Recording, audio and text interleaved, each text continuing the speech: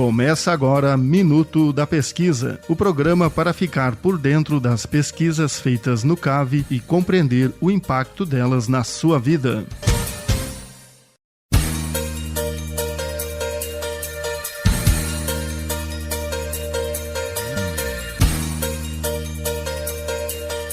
Olá, começa agora Minuto da Pesquisa, o programa de toda terça-feira às 8 da manhã, aqui na UDESC FM de Lages. É neste programa que você fica por dentro dos estudos feitos no Centro de Ciências Agroveterinárias, o CAV, da Universidade do Estado de Santa Catarina, a UDESC. É aqui que você entende como estas pesquisas impactam a sua vida de modo direto ou indireto. Eu sou Carla Torres e te convido a conhecer hoje a pesquisa do nosso convidado, o professor Fábio Nascimento da Silva.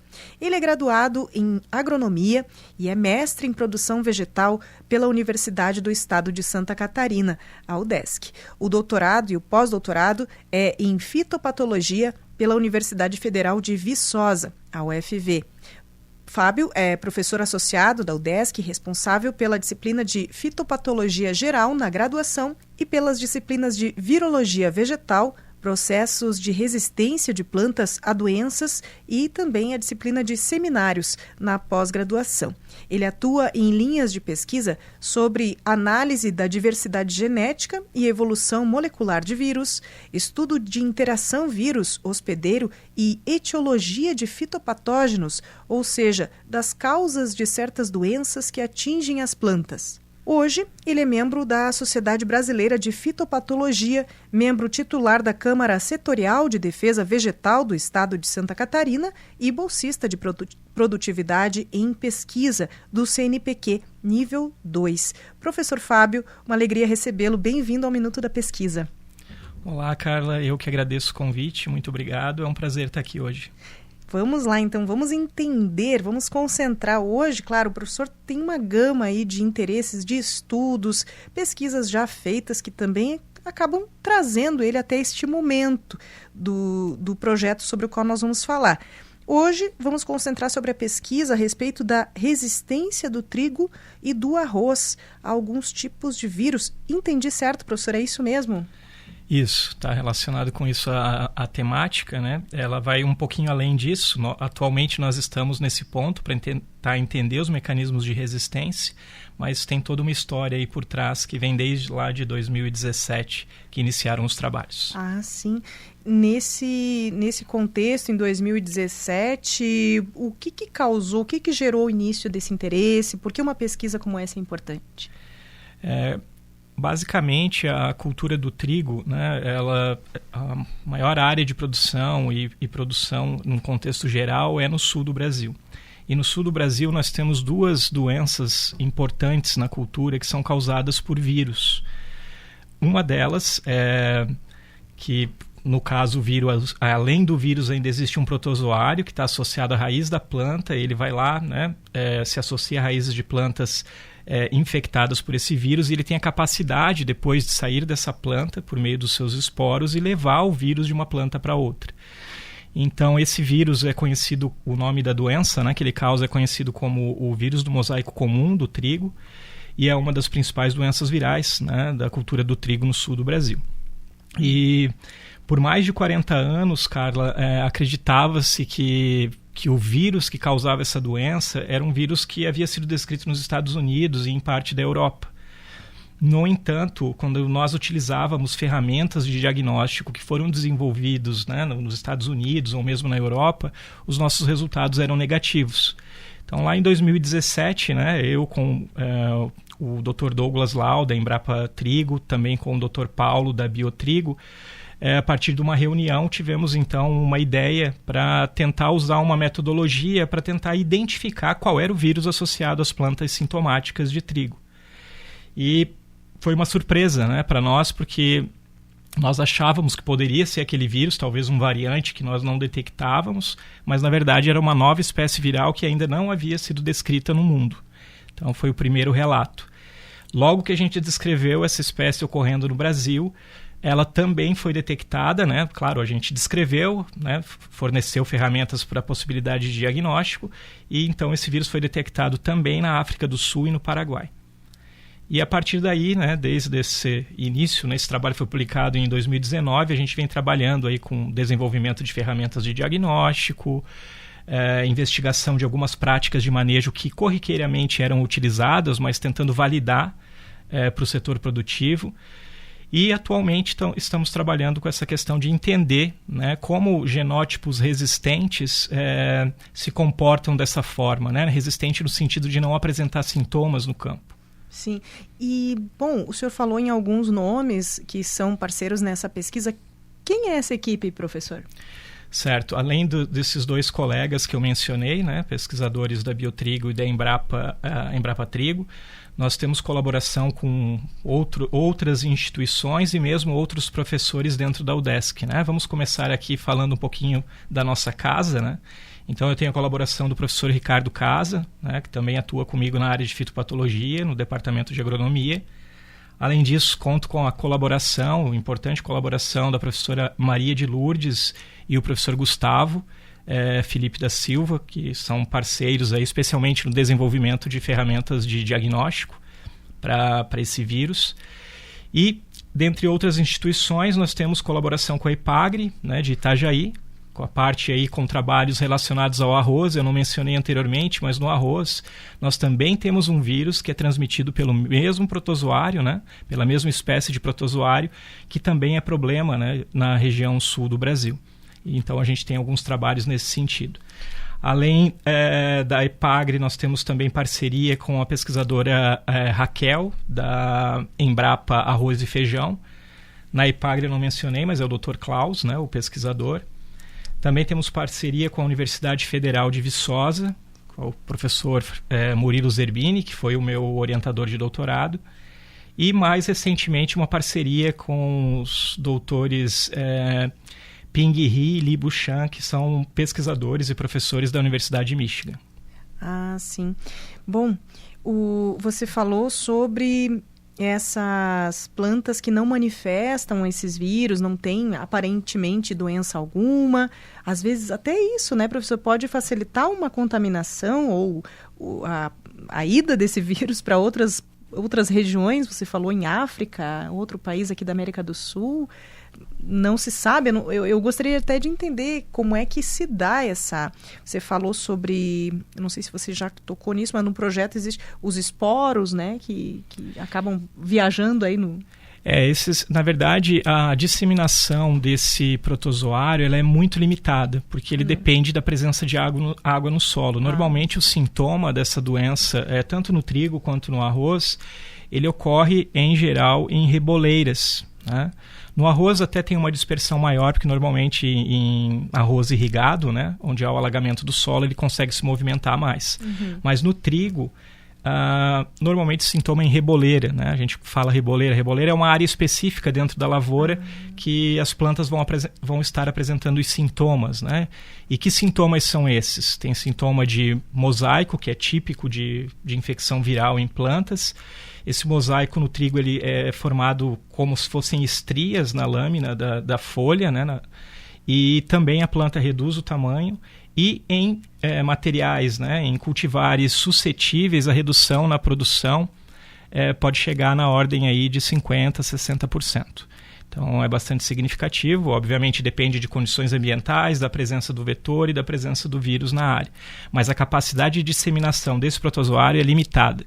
O que leva a grandes distâncias seriam práticas do próprio homem, né? Como transporte, uso de máquinas e equipamentos em locais onde está ocorrendo a doença, depois vai para outras áreas, transporte de material vegetal, nesse caso teria que estar carregando solo também para outros locais. Entendi. Tá? Sim.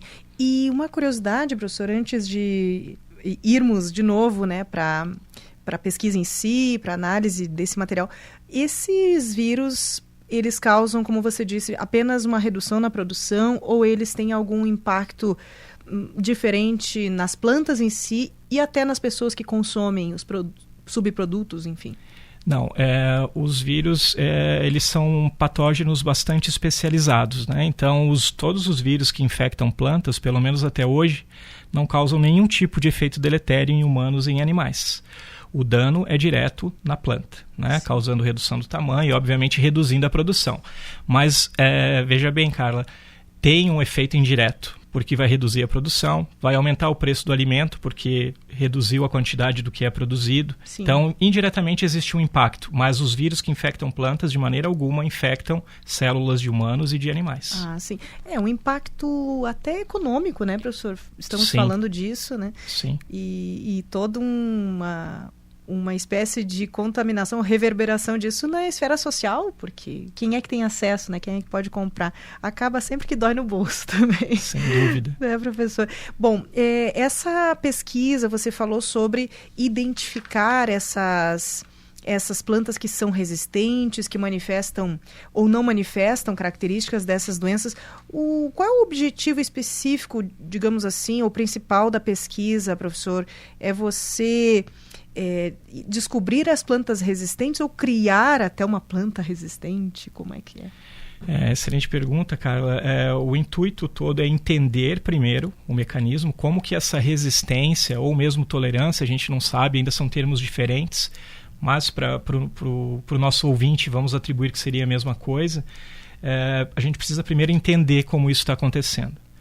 Entender quais são os atores envolvidos nessa interação que condicionam a um determinado genótipo, a uma cultivar, a apresentar uma reação de resistência. Né? Entendendo isso, obviamente, nós teremos uma série de ferramentas e possibilidades para o desenvolvimento de outras cultivares resistentes. Sim. Tá? Isso sim é possível. Entendi. Tem até um termo que é antigo conhecido aí, dos ouvidos da gente, né? Como é que se chama? Geneticamente modificado, o híbrido, transgênicos. O transgênico. Essa era a palavra que queria lembrar. Se trata disso então, professor?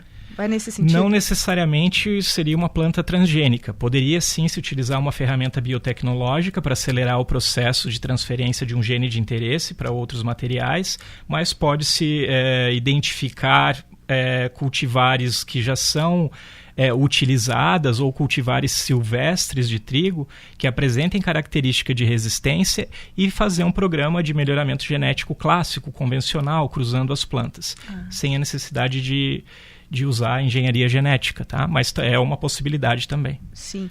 E o povo eu me incluo nisso há certo tempo atrás, o medo, né? O transgênico, até tem aquela tarjinha, o T amarelo no pacote, lá no mercado. Você que está nos ouvindo aí, todo mundo já viu aquele T. Então, aqui tem transgênico. Não precisamos ficar temerosos, porque, poxa, é muita pesquisa até chegar num transgênico. É isso, professor? Não tem que temer o transgênico, digamos? Eu, de maneira alguma, temo os transgênicos. É uma tecnologia fantástica, né, que permite várias possibilidades em termos de produção de alimentos, né, de melhoria da qualidade de produção de alimentos. A grande questão aqui, que talvez gera um certo desconforto, né, que as pessoas ficam de certa forma inseguras, é que muitos dos transgênicos disponibilizados no mercado são genes que não são de plantas, são de outros micro-organismos que são inseridos no genoma da planta. No entanto, né, obviamente que para a liberação de um material desses, são vários, depois de todas as pesquisas até chegar nele, são muitos anos ainda para conseguir liberá-lo. Então, vários testes são exigidos, né, para que haja liberação desses materiais que tenham evento de transgenia. Mais recentemente, o que vem sendo utilizado, que aí, de certa forma, tira um pouco essa questão de genes exógenos, né, de fora, de outra espécie sendo incluído na planta, é a tecnologia CRISPR-Cas, que seria de edição gênica. Com essa tecnologia a gente edita genes já presentes na planta. Então você não muda, né? Você muda caso uma alteração, mas numa estrutura genética que já existe sem levar algo novo para lá. Entendi. Então esse caminho também tem sido utilizado e é uma tecnologia bem interessante. Tira só a partezinha que faz mal, digamos assim, que desencadeia. Exatamente, ou que desencadeia, no nosso caso aqui da fitopatologia, né? Que desencadearia, por exemplo, a suscetibilidade a algum patógeno. Sim. Ou algum gene que você modifica para que ele passe a produzir uma proteína que vai conferir resistência à planta. Achei. Agora você falou, professor, da professora Maria de Lourdes, eu lembrei das vacinas, ela esteve aqui com a gente, né, conversou. Sim. Eu agora não lembro exatamente qual era o tema, mas ela falou da estrutura do vírus, que é muito comum a todos os vírus, né, e que daí para frente você consegue, para criar uma nova vacina, a partir de algo que já existe, que é uma estrutura básica de todo o vírus. E daí me veio assim, bom, mas como é que combate um vírus? Se combate um vírus numa planta, aí você está dizendo de edição de genes, mas daria para a gente pensar assim, professor, uma curiosidade, uma vacina para uma planta? Existe isso? Existe algo análogo. Eu vou tentar ser bem objetivo aqui. A gente não chama de vacina em plantas, a gente chama de proteção cruzada, que segue a mesma linha de raciocínio de uma vacina clássica, né? Não falando tanto das vacinas mais modernas, mas, por exemplo, no patossistema citrus, né? Laranjas, tangerinas e o vírus Citrus tristeza virus, esse é o nome dele, né? Os nomes normalmente dos vírus são em inglês. Para esse patossistema, a proteção cruzada é um exemplo mundial. Foi desenvolvido no Brasil e é um exemplo mundial que vem sendo aplicado nas últimas décadas para a produção de mudas resistentes ao vírus. Mas o que é essa proteção cruzada? É você inocular, né, você colocar dentro das novas mudas que serão geradas uma estirpe ou um variante do vírus atenuado, que não causa sintoma severo, que é o mesmo princípio das vacinas clássicas em humanos e em animais. Sim. E quando essa planta for para o campo e for desafiada pela estirpe severa, ela vai estar pronta, né? Os seus diferentes mecanismos de defesa estarão ativados para que ela possa se defender desse vírus. E aí os sintomas não aparecem. Que beleza, hein? Então é bem parecidinho mesmo com a vacina, né, professor? Sim, só é mais... sim, a nomenclatura é diferente. E outro ponto importante, quando a gente fala de infecção viral, se tratando de plantas, normalmente... o manejo ou o controle, ele se dá de forma preventiva. Tá? Embora existam no mercado, que são usados por humanos e animais, antivirais, né, que inibem a replicação ou algum ponto específico do ciclo viral, não existe um produto no mercado que você pulverize a planta, aplique na planta, isso seja absorvido e lá dentro da célula onde o vírus está se replicando tem algum efeito negativo sobre ele. Infelizmente ainda não existe isso. Então as práticas são preventivas. Sim. Perfeito, entendi tudo. Eu espero que o nosso ouvinte esteja captando. E olha só que interessante entender como é que é o comportamento do vírus e de defesa dependendo do organismo, né? O nosso é muito mais complexo do que de uma planta, né, professor? Muito bem. Bom, lá a certa altura... vocês colocam assim no projeto entender como um vírus coloniza um hospedeiro, como um hospedeiro monta uma resposta de defesa e como a interação desse vírus com o hospedeiro, no caso a plantinha, né, hospedeiro compatível com o vírus, resulta na doença, é fundamental frente à busca da resistência genética. E como é que está isso em termos dessa pesquisa, em termos de saída a campo, professor? Vai lá, entende, coleta, leva para o laboratório. Como é que vocês estão nesse ponto? Perfeito. Eu só vou fazer um breve parêntese para contextualizar até chegar no ponto que nós estamos dessa sua pergunta. Tá. Então, a gente descobriu o vírus novo infectando lá o trigo, né, que já tem um análogo descoberto em arroz. Depois disso, nós precisávamos desenvolver uma série de ferramentas para fazer o diagnóstico. Né? Não tem como você recomendar alguma prática de manejo, de controle, se você não conhece quem está causando a doença. Isso é geral, né? Para qualquer ser vivo. Então, nós precisávamos desenvolver ferramentas para diagnosticar o vírus. Tá? E aí, nesse sentido, a gente desenvolveu ferramentas moleculares, ferramentas sorológicas, à base de antissoro, e também técnicas que estão em fase aí final de desenvolvimento, que podem ser aplicadas, inclusive, no campo, pelo próprio produtor, tá? Que indicam se a planta está ou não infectada. Além disso, a gente trabalhou estudando práticas como, por exemplo, a rotação de culturas, né? Porque como o protozoário está no solo, se a gente colocar uma espécie, né, que não seja hospedeira do vírus, né, tirar o trigo, no próximo ano eu coloco uma outra espécie que não é hospedeira do trigo, será que eu reduzo o inóculo? Uhum. E a gente verificou que de fato reduz, né? A rotação de culturas por 2 ou 3 anos reduz a incidência e severidade, ou melhor dizendo, a intensidade dessa doença no campo. Além disso, né, a gente avaliou também os materiais que se comportavam, tinham resposta como resistente, e a nossa grande pergunta era, será que nesses materiais resistentes, né, o vírus está conseguindo replicar de forma eficiente? Será que a planta resistente não afeta a replicação viral, por isso que os sintomas não são tão severos? Nós testamos isso, né, e de maneira geral não existe uma relação clara. Tem materiais que se comportam como resistentes, mas tem alta carga viral. E a gente não entende como isso está acontecendo. Então, hoje, atualmente, qual é o status do projeto? Nós estamos trabalhando com tecnologias de ponta, né, dentro da biologia molecular, para entender quais são os genes diferencialmente expressos na planta na condição de infecção viral. Para entender o envolvimento deles, né, nessa relação com a planta e na expressão ou não de sintomas. Entendendo isso e verificando quais são os genes, né, qual é a informação genética que está relacionada com isso, que resulta em determinado fenótipo, aí sim a gente pode trabalhar, né, de forma mais sólida, pensando aí na geração de genótipos resistentes e mesmo recomendando os que já existem. Sim, é interessante também para quem está ouvindo, né, professor, fazer essa diferenciação o genótipo e o fenótipo. O genótipo vem a ser a configuração genética ali, o DNA, digamos, da plantinha, né? E o fenótipo é a aparência dela, certo? Perfeito, isso mesmo. Para a gente conseguir desenhar na cabeça do ouvinte, né? Sim. Assim como eu estou conseguindo desenhar aqui. Porque, nossa, imagino o que seja... Eu estou tentando achar a palavra, assim, vocês decifrarem como é que uma planta não manifesta algo se ela tem algo dentro, né? Geneticamente ela está afetada e fenotipicamente, ou seja, aparentemente ela não tem nada. Que beleza isso, né? É muito interessante também o ouvinte, né? Talvez tomar conhecimento disso, porque muita gente não sabe. As plantas, elas não aceitam passivamente o ataque de diferentes patógenos como vírus, fungos, bactérias. Elas se defendem, elas têm várias estratégias extremamente refinadas de defesa para evitar a infecção. Então, vamos dizer assim, o patógeno precisa trabalhar bastante para conseguir suplantar os mecanismos de defesa e causar doença. Entendi. E isso é bem interessante, né? Como os outros seres vivos apresentam suas barreiras de defesa, né? Químicas, estruturais.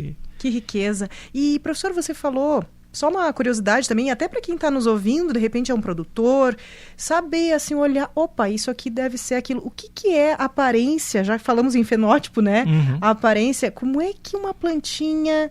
entre essas que vocês pesquisam, qual é a aparência dela? Você falou do trigo que reduz a produção em até 50%, falou da folhinha que fica com ranhuras, umas estrias, né? Exatamente. Que mais que aparenta no trigo, no arroz também? A planta fica com um tamanho reduzido, a gente chama sintoma de nanismo. Uhum. Tá? A planta fica com um tamanho bem reduzido comparado a uma planta normal. E normalmente infecções virais, isso em geral, não só para trigo e arroz, elas vão causar algum tipo de descoloração na folha.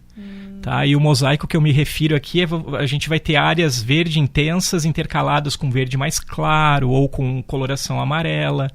E no caso de trigo e arroz, essas cores diferentes elas estão na forma de estrias ao longo do limbo foliar. Entendi. Pois é, você que está nos ouvindo já olha ali, opa, quem sabe até entrar em contato, né, caso identifique. Pode nos deixar um contato, professor, para quem está nos ouvindo? Claro, com certeza. Por favor.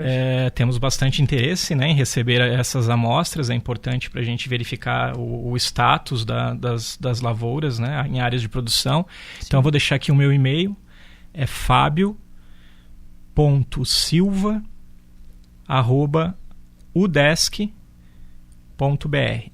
Bem fácil de memorizar.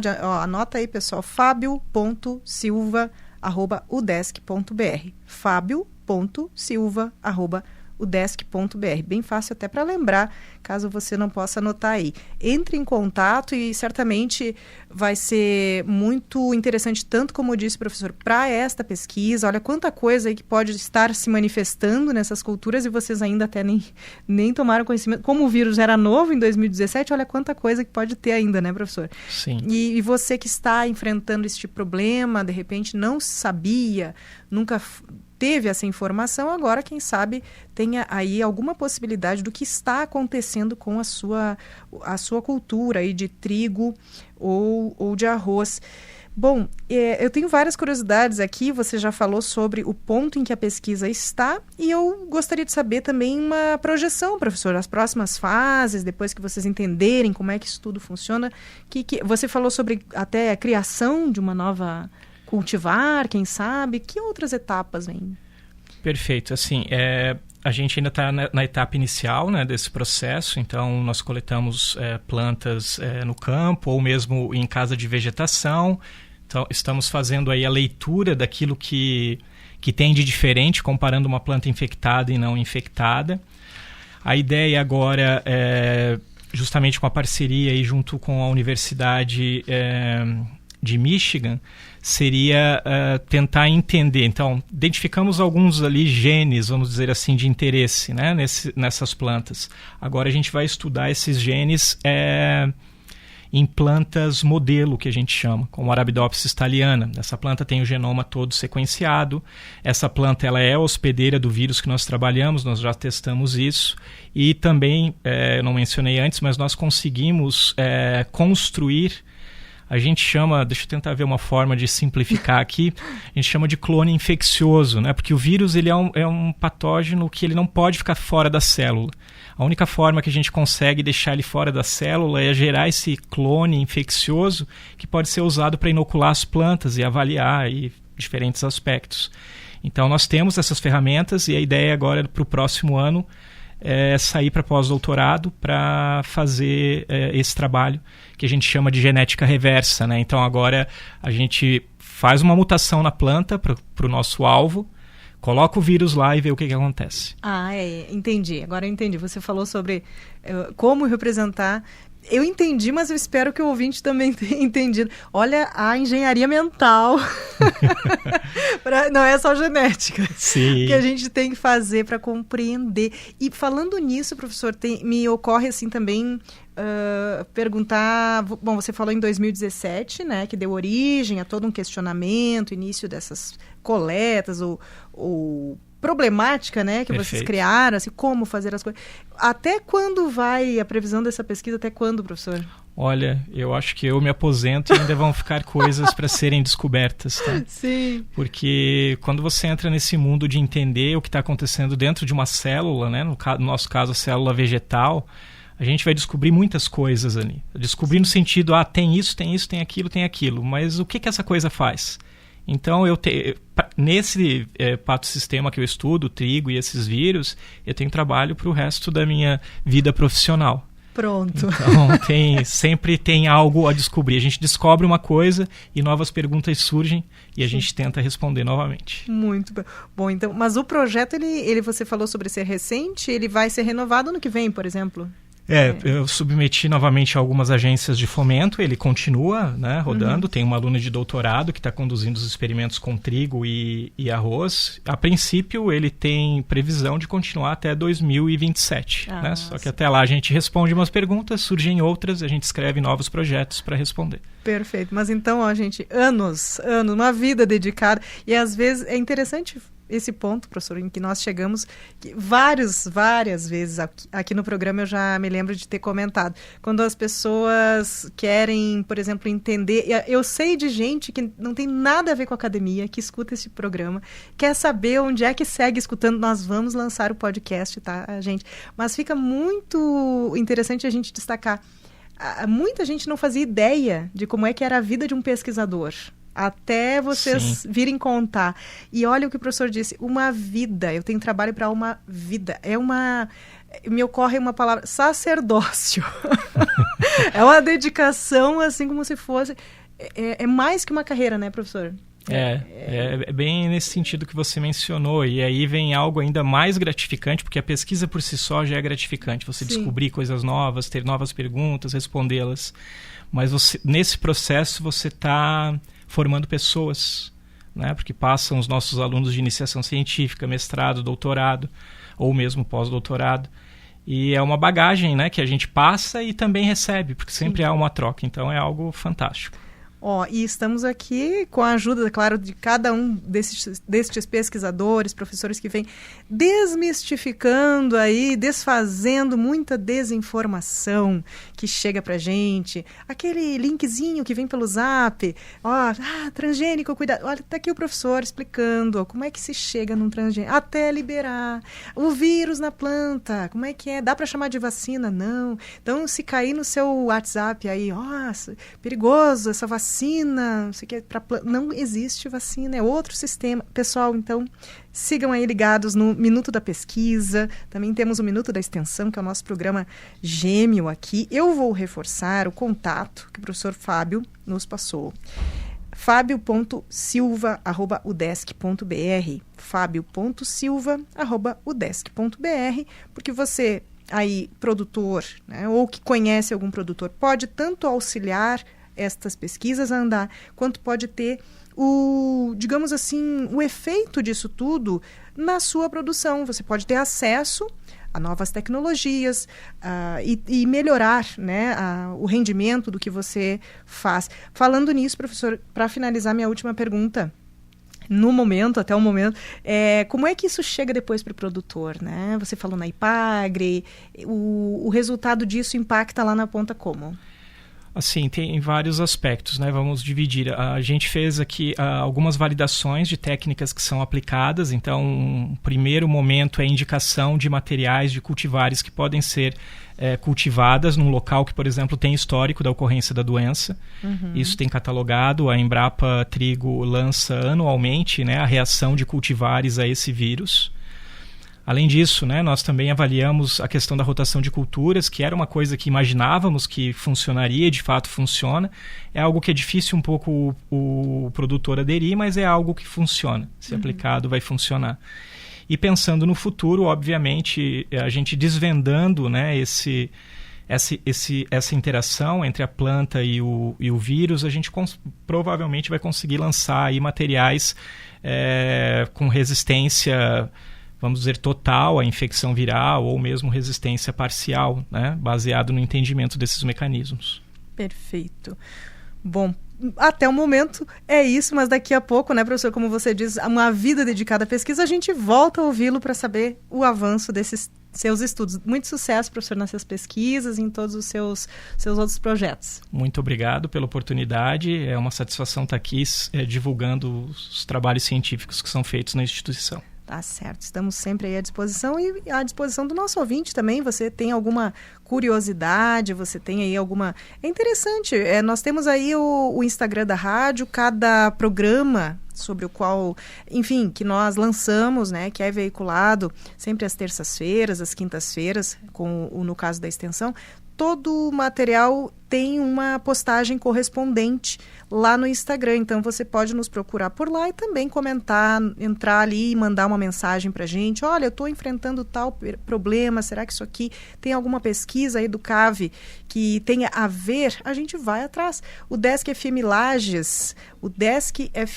Lages, no Instagram, bem fácil para você nos encontrar, certo? Hoje eu conversei aqui com o professor Fábio Nascimento da Silva, ele que é professor associado da UDESC, responsável pela disciplina de fitopatologia geral na graduação e pelas disciplinas de virologia vegetal, processos de resistência de plantas a doenças e também a disciplina de seminários na pós-graduação. Ele atua em linhas de pesquisa sobre análise da diversidade genética e evolução molecular de vírus, estudo da interação vírus-hospedeiro e etiologia de fitopatógenos, ou seja, as causas de certas doenças que atingem as plantas, como ele, claro, nos trouxe aqui hoje no caso da pesquisa sobre o trigo e também sobre o arroz.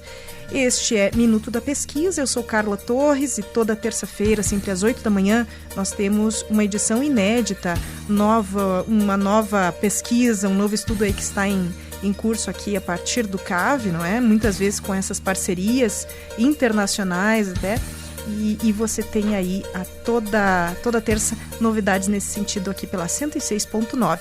Muito obrigada pela sua companhia e ficamos aí ligados nas ondas do rádio da UDESC FM Lages. Até, tchau, tchau.